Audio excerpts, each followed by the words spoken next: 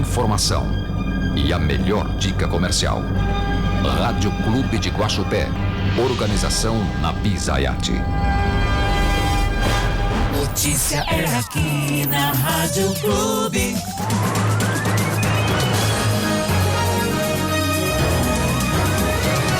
Está entrando no ar Clube Notícias. São 10h11 e nós estamos entrando no ar com o nosso Clube Notícias e estamos entrando no ar hoje, numa sexta-feira, para refletir sobre um projeto de lei muito discutido a semana passada, que foi quando passou pelo Congresso, e eu estou recebendo a doutora Meire para falar sobre a dispensa do aval do marido para a realização da laqueadura.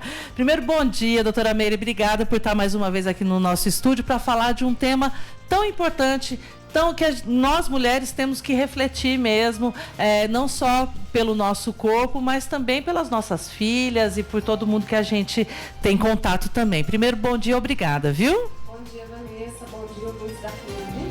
É um prazer estar aqui com vocês novamente para falar sobre um tema tão importante. Muitos eu sei que já me conhecem, mas eu vou me apresentar para quem não, tá? Eu sou ginecologista e atualmente meu foco profissional são os métodos contraceptivos. Então, antes da gente entender essa mudança nesse projeto de lei, que sim, é um ganho importante para as mulheres, a gente precisa entender o que é a laqueadura e se existem outras opções para não engravidar, que eu acho que esse é o ponto principal que eu quero que vocês reflitam hoje com a gente. Eu acho que é isso mesmo, é um momento de reflexão, né? A norma atual foi instituída lá em 1996 e diz o seguinte: na vigência de sociedade conjugal, a esterilização depende do consentimento expresso de ambos os cônjuges, ou seja, o marido precisa autorizar a laqueadura da esposa e vice-versa. Primeiro, explica pra gente o que é a laqueadura. A laqueadura ou ligadura das trompas, que muita gente conhece assim, é uma cirurgia que impede que a mulher engravide. Por quê? É cortado e amarrado uma parte da trompa ou da tuba uterina, que impede que o óvulo se encontre com o espermatozoide. Porque para acontecer gravidez, precisa desse mecanismo. Então, se a gente interrompe essa passagem na tuba uterina, teoricamente, a mulher não engravida mais.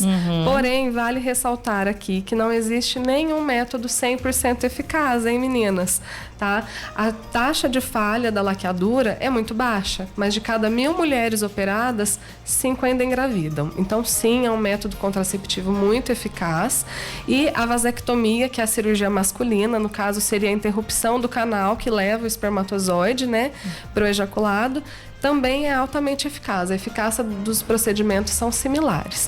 Essa lei de 96, ela exigia que se o casal fosse, né, casado, no papel, precisaria da autorização, tanto para fazer a vasectomia quanto para fazer a laqueadura.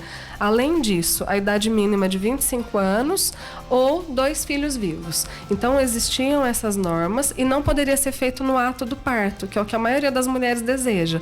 Já vou operar, já vou fazer uma cesariana, então já quero ser laqueada no momento do parto. A lei não permitia isso, exceto em cesarianas consecutivas, ou seja, a mulher precisaria ter pelo menos 2 cesarianas prévias para que a laqueadura fosse permitida nesse momento. Certo. Agora, esse projeto de lei que foi aprovado na semana passada no Senado, ele visa que mudem algumas coisas. A principal mudança é a não necessidade mais que o cônjuge autorize. Então, se a mulher decidir fazer a laqueadura, só o desejo expresso dela é suficiente e se o homem decidir, também. Além disso, o que mais que esse projeto prega de mudança? A idade, que antes era de 25 anos, vai para 21 anos, mas ainda exige que tenha 2 filhos vivos e pelo menos 60 dias antes. Então, não é assim tão simples quanto parece, tá, pessoal? Eu quero fazer uma laqueadura. Assim que você expressa esse desejo, você precisa de um prazo mínimo de 60 dias. E por que isso? Para que você tenha tempo de entender o que é o procedimento. Afinal de contas, é uma cirurgia, por mais simples que seja, tem seus riscos, algumas complicações podem acontecer. E você precisa ser orientada que existem outros métodos. Exato. Porque, atualmente, o que as pessoas imaginam? Se eu não quero mais ter filhos, eu preciso ser operada. só a laqueadura ou só a vasectomia que vão me garantir essa certeza de que agora eu não vou mais ter filhos. E é isso que eu queria muito que vocês refletissem hoje. A verdade é que existem métodos tão ou mais eficazes do que a própria cirurgia. Exatamente. Sem a Você, necessidade... como especialista, pesquisa isso a todo momento e a ciência, a tecnologia avançam, né, nesse sentido para que a mulher fique resguardada mesmo, né? Exato. Eu acho que é um direito da mulher e do homem também decidir se querem ou não ter filhos. E se não querem, não precisam da cirurgia para isso. Claro que aquelas mulheres que acham que essa é a via mais favorável para elas, com essa mudança na lei vão ter algumas vantagens. Mas o meu alerta é que, além de refletir sobre isso, que existem outras opções, é na questão do arrependimento. Porque, sinceramente, eu como ginecologista e trabalhei bastante tempo como obstetra, vivenciei inúmeras vezes mulheres arrependidas de terem sido operadas. Né? Porque quando você é jovem, você já tem 2, às vezes 3 filhos, você tem certeza naquele momento que não quer mais. Mas as coisas mudam ao longo da vida. De repente você tem um novo parceiro, perde um filho, tem uma situação de doença em casa. Então são muitas situações. Então eu já vi muitas mulheres arrependidas que, se não tivessem sido operadas, tentariam engravidar de novo. E a diferença dos outros métodos contraceptivos é essa, principalmente. Além de não precisar operar, se você mudar de ideia, são reversíveis. A laqueadura e a vasectomia, até existe tentativa de reversão, mas a chance de sucesso é muito baixa. Então a minha reflexão principal é essa. Não quer engravidar?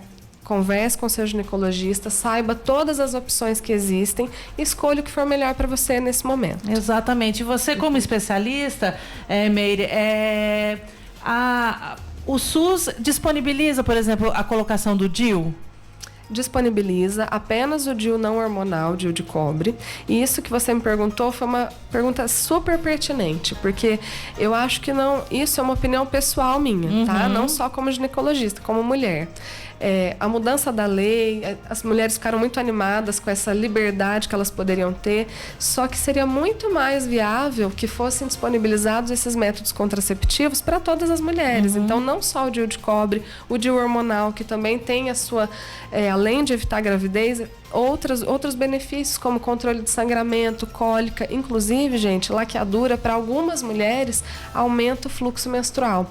Então, não é incomum uma mulher laqueada acabar precisando usar hormônio ou colocar um DIU hormonal para controle desse sangramento, dessa cólica. Então, isso é super comum, né? Então, eu acho que tem que disponibilizar outros métodos além da laqueadura. Então, teoricamente, o SUS disponibiliza, mas a realidade é difícil agendar consulta, não é todo posto de saúde que oferece, não é todo médico que é capacitado para isso, não é todo médico que gosta do método. Então, no final das contas, a mulher tem dificuldade de conseguir o DIU e de conseguir a laqueadura também. Acaba sobrando a pílula. Não que ela seja ruim, mas não é o método mais eficaz. A taxa de falha de uma pílula, por exemplo, é muito mais alta. Agora, do DIU e da laqueadura, tanto o hormonal quanto o não hormonal, é similar. Então, de cada 1.000 mulheres que usam DIU, 8 engravidam por ano. De cada 1.000 mulheres operadas com a laqueadura, 5. Então é muito próximo. Muito próximo. Né? E os DIUs têm durabilidade de 3, 5 e 10 anos. Então você pode colocar um DIU. Se gostou do método, quando ele vence, coloca outro. Se não gostou, muda de ideia. Então, pensem nisso, mulheres. É muito bom. Meire, deixa aqui um último recado para quem está nos ouvindo, né? Que mesmo com essa mudança, também a laqueadura não vai estar disponível assim, eu quero fazer, vamos lá? Não é assim tão simples. Então, vamos supor que você decidiu, pensou, realmente a laqueadura é o melhor para você. Qual é o passo? Você precisa passar num posto de saúde, numa unidade básica. Não necessariamente precisa ser com um ginecologista. Precisa expressar esse desejo. Aí você, teoricamente, será encaminhada para o psicólogo, para um ginecologista. Precisa desse prazo de 60 dias. Precisa assinar um documento com a mudança, se realmente for aprovado, porque isso é um projeto de lei, ainda falta autorização do presidente, e só depois de 180 dias? 180 dias. Isso, que for publicado, que vai valer. Então, até o momento, vale a regra antiga ainda, tá, meninas?